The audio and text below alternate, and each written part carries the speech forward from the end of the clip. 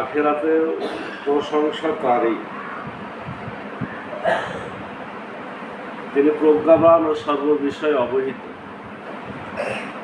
ইয়ালামু মা ইয়ালিজু ফিল আরদি ওয়া মা ইয়াখরুজু মিনহা ওয়া মা ইয়ানজিলু মিনাস সামাই ওয়া মা ইয়ারুজু ফিহা, তিনি জানেন যা ভূমিতে প্রবেশ করে,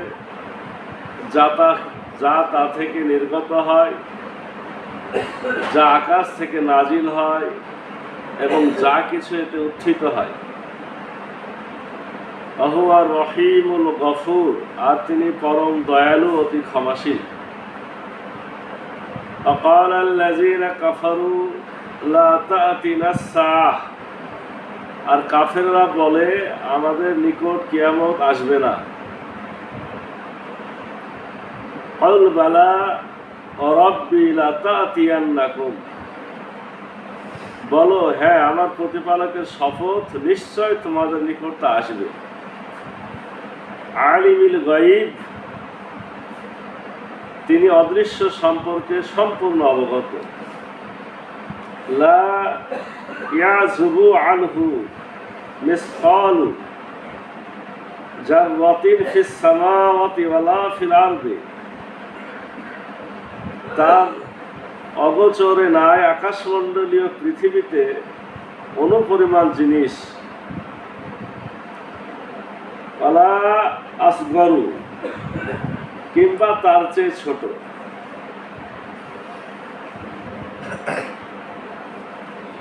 মিন জালিকা ওয়ালা আকবারু ইল্লা ফি কিতাবিম মুবিন, অথবা বড় কিছু একটি সুস্পষ্ট কিতাবে লিপিবদ্ধ আছে।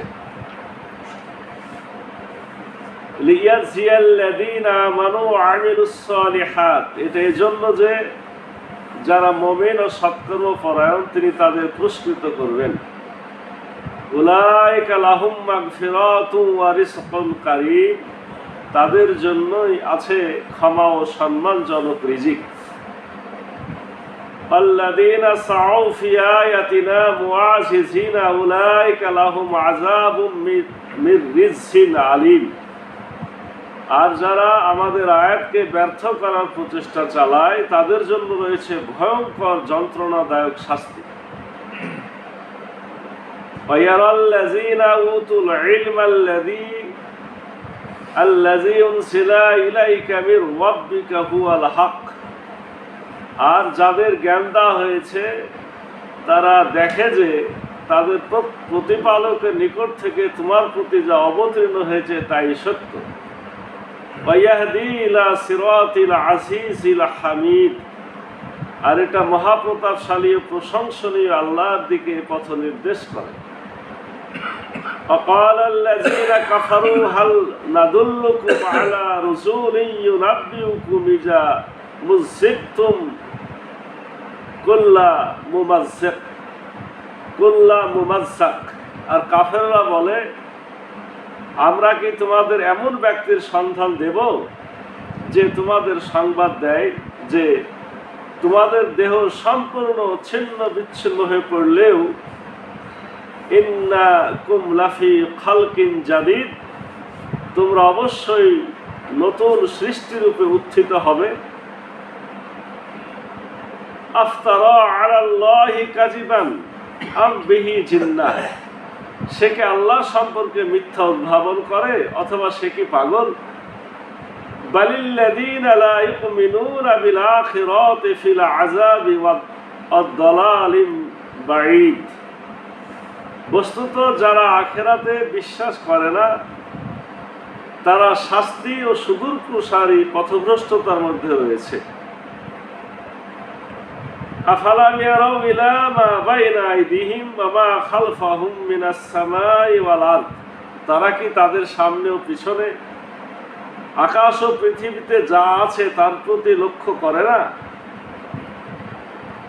ইন্না নাখসিফ বিহিমুল আরদা আও নুসকিত আলাইহিম কিসাফাম মিনাস সামা, আমরা ইচ্ছা করলে তাদেরকে সহ ভূমি ধসিয়ে দিতে পারি অথবা তাদের উপর আকাশখণ্ডের পতন ঘটাতে পারি।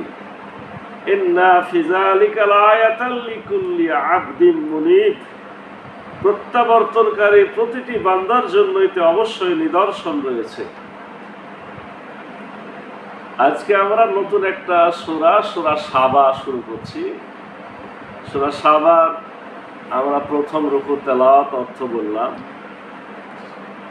সাবা আমরা যে পরিচিত আছি যে সাবার রানী বিলকিস, সাবার রানী বিলকিসের ঘটনা আমরা শুনেছি।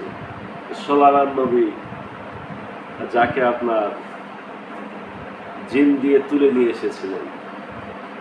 তো এই সাবাটা হলো ইয়েমেন। সাবা হলো একটা রাজবংশের নাম। সাবা আপনার বলা হচ্ছে যে এই রাজবংশ সাবার 10 ছেলে ছিল, 6 জন ইয়েমেনে আর 4 জন সিরিয়ায়, এবং তারা বহুদিন ধরে বিশ্বের বিভিন্ন এলাকাতে রাজত্ব করেছিল। এই তার নাম অনুসারে এখানে সূরাটার নাম সাবা নিয়ে আসা হয়েছে। এরা ধ্বংস হয়েছে, এরা একসময় আল্লাহকে ভুলে গেছিল। অকৃতজ্ঞ হওয়ার কারণে রব্বুল আলামিন বন্যা জলোচ্ছ্বাস দিয়ে তাদেরকে ডুবায়ে শেষ করেছে। এই সূরাতে সাবার যেমন ঘটনা আছে, তেমনি দাউদ সুলাইমানের ঘটনাও আছে। মানে এটা হলো একটা তুলনা যে সাবা আল্লাহর নিয়ামত পেয়েছে কিন্তু অস্বীকার করার কারণে ধ্বংস হয়েছে। সে অহংকার করেছে, কিন্তু একই রকম তার থেকে অনেক বড় রাজত্ব পেয়েছে দাউদ নবী, সুলাইমান নবী। তারা তো আর অকৃতজ্ঞ হয়নি, তারা মাথা নত করেছে। রাজা বাদশাহ হওয়ার পরেও ইচ্ছা করলে কৃতজ্ঞ হওয়া যায়, ইচ্ছা করলে অকৃতজ্ঞ হওয়া যায়। এর উদাহরণটা এগুলো তুলে ধরা হয়েছে। এই উদাহরণ তুলে ধরে মূলত মক্কার কাফের মুশরিক তারাও নিজেদেরকে নেতা মনে করতো, আল্লাহ রাসূলকে তুচ্ছ মনে করত, তাদেরকে একটু সতর্ক করা হয়েছে। এই সূরাটা হলো মক্কি সূরা। আপনার এই গত সূরা পড়ে গেলাম মাদানী, এজন্য ওখানে যুদ্ধ বিগ্রহের ঘটনা পেলেন, অনেক সমস্যা পেলেন। আর মক্কি সূরা মানে এখানে তাওহীদ, রিসালাত, আখিরাতের যুক্তি এগুলো তুলে ধরা হয়েছে। এবং শুরু থেকে আমরা যেটা শুনলাম তাতে বুঝেছি এটা আল্লাহ রাব্বুল আলামিনের ক্ষমতা, আল্লাহ রাব্বুল আলামিনের শ্রেষ্ঠত্ব, একত্ব, এই কথাগুলো দিয়েই এই প্রথম রূপটাতে আলোচনা করা হয়েছে।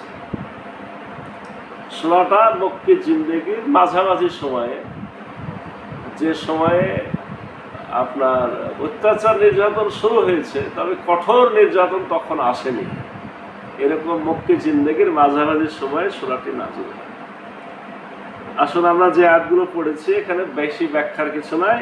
আল্লাহ নিজের কথা বলছেন যে সকল প্রশংসা আল্লাহর, যিনি আকাশমণ্ডলীয় পৃথিবীতে যা কিছু আছে, আকাশ জমিন এর মাঝে এর মধ্যে যা আছে সব কিছুর মালিক আল্লাহ। এটা আমাদের মানতে হবে। আমাদের কিছুই না, সব মালিককে। এবং আখিরাতেরও মালিক তিনি। প্রশংসা শুধু তারই করতে হবে। তিনি হাকিম, প্রজ্ঞাবান, তিনি খবীর, তিনি সকল বিষয়ের খবর রাখেন। তিনি জানেন যা ভূমিতে প্রবেশ করে, মাটিতে কি প্রবেশ করে আল্লাহ জানেন। আমরা সব জানি না, কিন্তু যতটুকু দেখি আকাশ থেকে কমপক্ষে বৃষ্টি হয়ে তো মাটিতে প্রবেশ করে, এটা আমরা জানি। যা তা থেকে নির্গত হয়, মাটির তল থেকে আর কি বের হয় আমরা জানি না, তবে এতটুকু জানি যে মাটির তল থেকে গাছপালা বের হয়। আমাদের অনেক কিছু জানা নাই, কিন্তু এগুলো আল্লাহ জানেন। আকাশ থেকে নাজিল হয়, আকাশ থেকে বৃষ্টি নাজিল হয়, ফেরেশতারা নামে, কোরআন নাজিল হয়েছে। আমরা অনেক কিছুই জানি না, আমরাকে যতটুকু আল্লাহ জানাইছে ততটুকু জানি। এবং যা কিছু এতে উত্থিত হয়, আবার আসমানে অনেক কিছু উঠে। কি উঠে? আমাদের আমল নামা উঠে, ফেরেশতারা যারা আসে তারা আবার উঠে, বৃষ্টি বাষ্প হয়ে উপরে উঠে, এরকম অনেক কিছু উঠে। কিন্তু কোথায় কি হয় আমাদের জ্ঞানেটা খোলাবে না, কিন্তু আল্লাহ সব জানে কোথায় কি করছে। তিনি পরম দয়ালু, অতি ক্ষমাশীল। আর কাফেররা বলে আমাদের নিকট কিয়ামত আসবে না। তারা বলতো আমাদের নিকট কিয়ামত আসবে না। আল্লাহ জবাব দিতে বললেন রসুলকে, বলো হ্যাঁ আমার প্রতিপালকের শপথ, নিশ্চয় তোমাদের নিকট তা আসবে। তিনি অদৃশ্য সম্পর্কে অবগত, তার অগোচরে নাই আকাশমণ্ডলে পৃথিবীতে অনুপরিমাণ জিনিস। শুধু আকাশে কি নাজিল হলো আর কি উঠিল আর কি বের হলো শুধু এটা না, অনুপরিমাণ ক্ষুদ্রাতি ক্ষুদ্র পরিমাণ জিনিস কোথায় কি আছে আল্লাহ সব জানেন। অনুর থেকেও ছোট অথবা তার থেকেও বড় সবকিছু আল্লাহ জানেন। একটি সুস্পষ্ট কিতাবে সব লিপিবদ্ধ আছে। লোহে মাহফুজে আল্লাহর কিতাব আছে, সেখানে সব লেখা আছে। আল্লাহ রাব্বুল আলামিন এই কথাগুলো কেন বললেন? ক্ষুদ্রাতি ক্ষুদ্র বিষয়ের কথা। এটা এজন্য যে যারা মুমিন ও সৎকর্মপরায়ণ তিনি তাদের পুরস্কৃত করবেন। আপনার ক্ষুদ্র ক্ষুদ্র পরিমাণ ভালো কাজের হিসাব হবে, ক্ষুদ্র ক্ষুদ্র পরিমাণ খারাপ কাজের হিসাব হবে। তা আপনি ভালো কাজ করেছেন, তার পুরস্কার দেওয়ার জন্য আল্লাহর কাছে হিসাবগুলো আছে। আর আল্লাহর কাছে আছে ক্ষমা এবং সম্মানজনক রিজিক। ক্ষমা আছে আর সম্মানের রিজিক আছে আল্লাহর কাছে। আর যারা আমাদের আয়াতকে ব্যর্থ করার প্রচেষ্টা চালায় তাদের জন্য রয়েছে ভয়ঙ্কর যন্ত্রণাদায়ক শাস্তি। আল্লাহর আয়াতকে ব্যর্থ করার চেষ্টা তখন কাফের মুশরিকরা করেছে। কোরআন শুনতে দিবে না, কোরআন বুঝতে দিবে না, রাসূলুল্লাহকে কোরআনের বিধানে চলতে দিবে না। এই কোরআনের বিধান এখনো যাতে বাস্তবায়ন না হয় এজন্য কি মানুষ কাজ করে না? করে। কারা? জানে যে কোরআনের বিধান আসলে চুরি বন্ধ হলে প্রথম আমারই হাত কাটা যাবে। যারা ডাকাত, যারা জাকাত দিতে চায় না, আপনার আমার সময় কিন্তু ভদ্র মানুষও হইতে পারে তারা, কিন্তু তাদের ব্রেনে সবসময় খেলে যে কোরআনের বিধান আসতে দেওয়া যাবে না, তাহলে আমাদের বিচার হবে, আমরা একেবারে শেষ হয়ে যাব। আল্লাহ বলছেন আল্লাহর আয়াতকে যারা ব্যর্থ করার প্রচেষ্টা চালায় তাদের জন্য রয়েছে ভয়ঙ্কর যন্ত্রণাদায়ক শাস্তি। আর যাদের জ্ঞান দেওয়া হয়েছে তারা দেখে, তারা জানে যে তাদের প্রতিপালকের নিকট থেকে তোমার প্রতি যা অবতীর্ণ হয়েছে তা সত্যি। যারা জ্ঞানী, সত্যিকারের জ্ঞানী, তারা জানে। এটা অনেক হয়তো ইসলামও গ্রহণ করেনি, কিন্তু জ্ঞানী যদি হয় সে জানে যে এটা সত্যি। ইহুদিদের মধ্যে তারা তো স্পষ্ট জানে, অনেক ইসলাম গ্রহণ করেছে। ইহুদিদের এক নেতা আব্দুল্লাহ ইবনে সালাম ইসলাম গ্রহণ করেছে। এভাবে যারা জ্ঞানী, যারা সত্যিকারের জ্ঞান চর্চা করে তাদের কাছে স্পষ্ট হয়ে যায় আল্লাহ সত্য, আল্লাহ রসুল সত্য, আল্লাহ যে কোরআন পাঠিয়েছে এটাও সত্য। আর এটা মহাপ্রতাপশালী ও প্রশংসনীয় আল্লাহর দিকে পথ নির্দেশ করে। এটা এই কোরআন কি করে? আল্লাহর দিকে হেদায়েত করে, আল্লাহর দিকে আপনাকে নিয়ে যায়, আল্লাহর পথে চলতে আপনাকে সাহায্য করে। আর কাফেররা বলে আমরা কি তোমাদের এমন ব্যক্তির সন্ধান দিব যে তোমাদেরকে সংবাদ দেয় যে তোমাদের দেহ সম্পূর্ণ ছিন্ন ভিন্ন হয়ে পড়লেও তোমরা অবশ্যই নতুন সৃষ্টির উপর উত্থিত হবে। মানে এটা তারা মজা করতো, তিরস্কার করতো, নিজেদের মধ্যে গল্প করতো, আলোচনা। জানো জানো একজনের খবর বলবো, এই লোকটা বলে আমরা নাকি পুচে গলে হাড়গুলা হারাইয়া যায় মাটিতে মিশে যাওয়া তাজা। মানে এই কথাটা তারা মানতেই রাজি ছিল না। এখনো যারা নাস্তিক, আল্লাহকে মানে না, তারা এই কথাটাই বলে যে স্বাভাবিকভাবে আমাদের সৃষ্টি, স্বাভাবিকভাবে মরণ। এটা প্রকৃতি। প্রকৃতি কি তার কোনো ব্যাখ্যাদের কাছে নাই, এটা প্রকৃতির ব্যাপার। যারা মাটি হবে তারা তো মাটি হয়ে যাবো, তাদের আর উঠার কোনো দরকার নেই। আল্লাহ বলছেন সে কি আল্লাহ সম্পর্কে মিথ্যা উদ্ভাবন করে অথবা সে কি পাগল? যারা এই কথাগুলো বলে হয় তারা মিথ্যা তৈরি করছে অথবা তাদের জ্ঞান বুদ্ধি লোপ পেয়েছে। বস্তুত যারা আখিরাতে বিশ্বাস করে না তারা শাস্তি ও সুদূর প্রসারী পথভ্রষ্টতার মধ্যে রয়েছে। বলছে যারা আখিরাতকে বিশ্বাস করে না তারা শাস্তি ও সুদূর প্রসারী পথভ্রষ্টতার মধ্যে রয়েছে। তারা শাস্তি পাবে, আর তারা হলো খুবই পথভ্রষ্ট। তারা কি তাদের সামনে ও পিছনে, আকাশ ও পৃথিবীতে যা আছে তার প্রতি লক্ষ্য করে না?